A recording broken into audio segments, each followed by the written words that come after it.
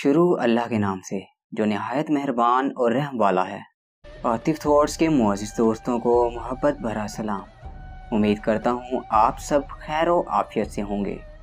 مولانا روم رحمۃ اللہ علیہ نے لکھا ہے، ایک دفعہ ایک شخص نے اللہ کی عبادت کرنا شروع کر دی اور پروردگار کی عبادت میں اتنا مشغول ہوا کہ دنیا میں سب کچھ چھوڑ چھاڑ کر سب کچھ بھلا دیا اور سچے دل سے اللہ کی رضا میں راضی رہنے کے لیے انسانیت کے راستے پر چل پڑا۔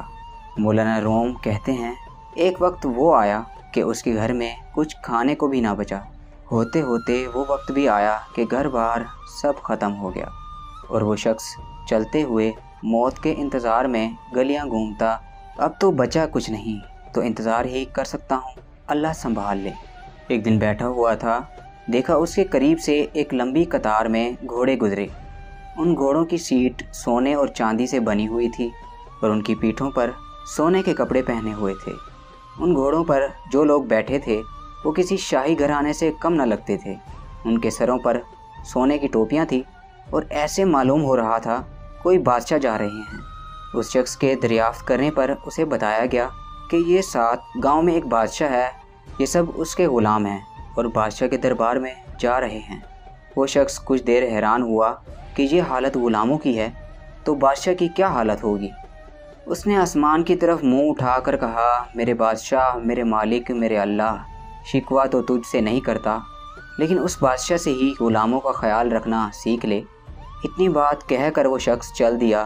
کچھ دن گزرے تو ایک بزرگ آئے اور اس کا بازو پکڑ کر اسے ایک جگہ لے گئے جہاں وہی غلام وہی گھوڑے تھے، اور دیکھتا کیا ہے کہ کسی گھوڑے کی ٹانگ کٹی ہوئی ہے، کسی غلام کا دھڑ گھوڑے کی پشت پر پڑا ہوا ہے، کسی غلام کے ہاتھ کٹے ہوئے ہیں، کسی کے سر سے خون نکل رہا ہے، کوئی گھوڑے کو زخمی حالت میں واپس لے کر جا رہا ہے۔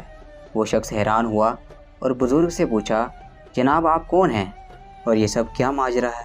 اس وقت اس بزرگ نے کہا، یہ وہی غلام ہیں جو اس دن سونے میں لپٹے ہوئے تھے اور آج یہ ایک جنگ سے واپس آ رہے ہیں، اس لیے ان کی یہ حالت ہے۔ مجھے خواب میں بس اتنا کہا گیا ہے، اسے کہنا بادشاہوں کے لیے قربانیاں دینا بھی ان غلاموں سے سیکھ لے۔